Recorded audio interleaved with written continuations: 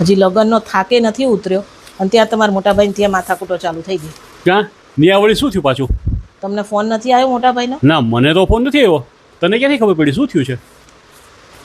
મેં તો બધે આંબા વાવ્યા છે ને, મેં ક્યાંય બાવળ નથી વાવ્યા, એટલે મને બધી ખબર હોય.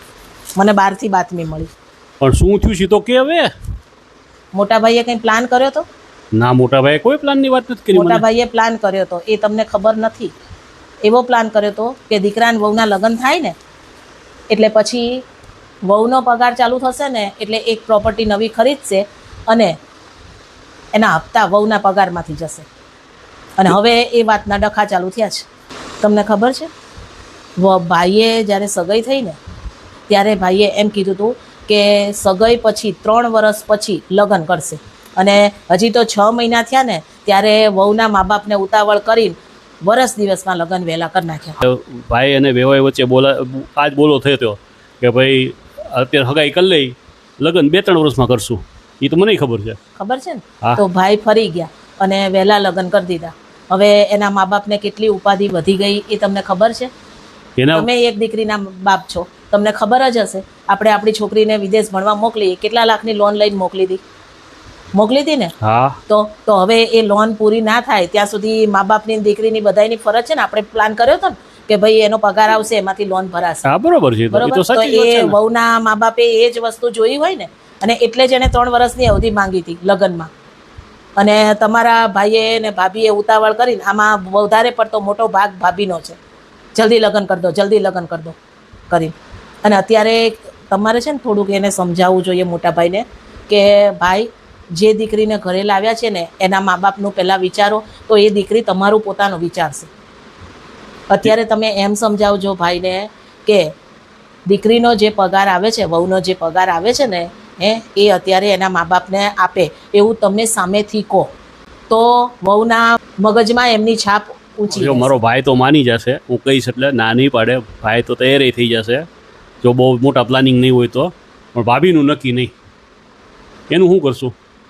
તો બાને કહો ઓર્ડર કરે. મને તો બહુ ઓર્ડર કરે છે બધી વસ્તુના. બાને કહો કે મોટા ભાભીને ઓર્ડર કરે કે તારે કશું નથી બોલવાનું આ બાબતનું.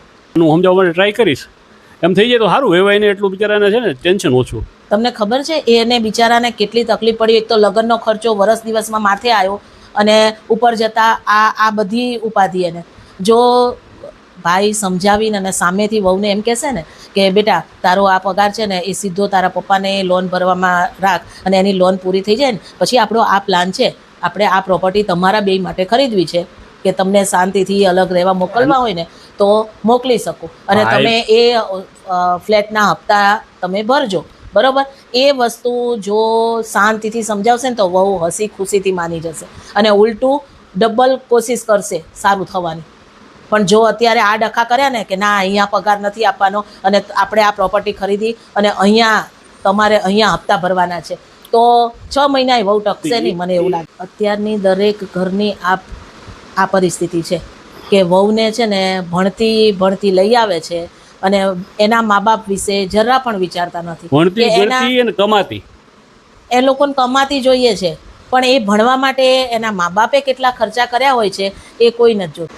દીકરીના મા બાપે ઠેકો લીધો છે કે લોન માથે કરી અને છોકરીને ભણાવે અને તૈયાર ભાણું તમે લઈ જાઓ, પછી મા બાપનો વિચારોય નહીં. આ વસ્તુ ખોટી છે. કેમ કે મોટાભાઈ દીકરાની વહુ છે ને જે અત્યારે લગ્ન કર્યા એ 2 બહેનો જ છે. બરાબર? એને આ પોતે મોટી છે, હજી નાની બેન છે, એને મોટો ભાઈ એ નથી કે ચલો એમ સમજીએ કે એ કમાશે અને એના બાપની લોન ભરશે, અને એના પપ્પા રિટાયર્ડ છે. પરિસ્થિતિ કેવડી મોટી ઊભી થાય એ ખબર છે. મોટાભાઈએ જરાક માણસાઈની રીતે વિચારવું જોઈએ. એટલે આ બધું સમજાવજો તમારા મોટાભાઈને. ભાઈ માની જશે, વાંધો નહીં આવે તો વાંધો નહીં. હું ઓફિસે થોડો વહેલો જાઉં છું આજે. એ ઉભા રહો, હું છે ને મારી ફ્રેન્ડ જોડે આજે શોપિંગમાં જવાની છું. હા, તો હું શું કરું? પૈસા જોઈએ તારે? અરે ના, પૈસા તો છે મારી પાસે. તો શું? અરે એમ કહું છું કે તમારા માટે કંઈ લેતી આવું.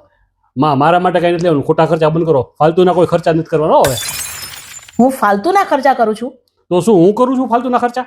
હાસ તો વળી ગયા વર્ષે ઓલું આગ ઓલવવાનું ઓલું ડબલું લઈ આવ્યા હતા. 1 વર્ષ થઈ ગયું, 1 વર્ષ હજી એનો ઉપયોગ નથી થયો. આને ફાલતુના ખર્ચા જ કહેવાય ને. તને શિયાળાનું વેકેશન ગમે કે ઉનાળાનું? મને તો મારે પિયર જવાનું હોય એ વેકેશન ગમે. મેં માઈકે ચલી જાઉંગી તુમ દેખતે રહિયો. ઉપડો. હવે વયા જાઉં ગગી જેવડું ડાચું થઈ જાય પછી 2 દીમાં ફોન આવે, હેલો ક્યારે આવ્યો છો? સમજો આજુબાજુ વાળા સાસુઓને જોઈ લે, પિયર જાય ને વહુ એક વખતે ફોન નથી કરતી. આ તો પણ એમાં જ હોય. વસ્તુઓ મને રસોડામાં ના મળે તો મારે કોને ફોન કરવાનો? તે ગોતી લેવાય, કઈ ભેગી તો ન લઈ ગઈ હોય. હું વસ્તુ રસોડામાં જ હોય બધી વસ્તુ. સવારે ચા મૂકું તો તાર સસરા એમ કે વહુને જેવી ચા મૂક. તો થોડાક દી પી લેવાય જેવી ચા હોય એવી. બપોરે જમવાનું બનાવું ને તો છોકરાઓ એમ કે પંજાબી શાક બનાવો. મને કે દી પંજાબી આવડતું હતું. મંગાઈ લેવાય બહારથી. વાત તો સહી है.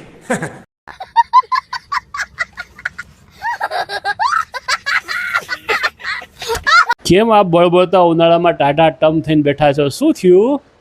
લાલિયાનો ફોન આવ્યો તો આજે. હા, શું કે લાલ્યો? લાલિયાને અમેરિકાની છોકરી ગમી ગઈ છે ત્યાં અમેરિકામાં. હા, તો એ તો સારી વાત છે ને. ત્યાં રહે છે ત્યાં છોકરી ગમી જાય તને શું વાંધો હોય? એ મને તો નથી ધોળી વાંધો. છે. હે? ધોળી. હા, તો ધોળીમાં શું વાંધો? તમને કઈ વાંધો નથી? ના, મને તો કોઈ વાંધો નથી. મારે ધોળા ધર્મે ધોળી ના જોઈએ, તો તમે શું જરાય નહીં. તો તમે શું કરશો? લાલીને પસંદ છે તો? હું ના પાડી દઈશ, ચોખ્ખીન ચટ ઘસીને ના પાડી દઈશ. પણ તને એની યારે વાંધો હું છે તો કે ધોળી યારે? મને ઇંગ્લિશ આવડે છે. એ બે માણસ શું વાતો કરતા હોય, એ મને શું કહેતી હોય એ મને કેમ ખબર પડશે?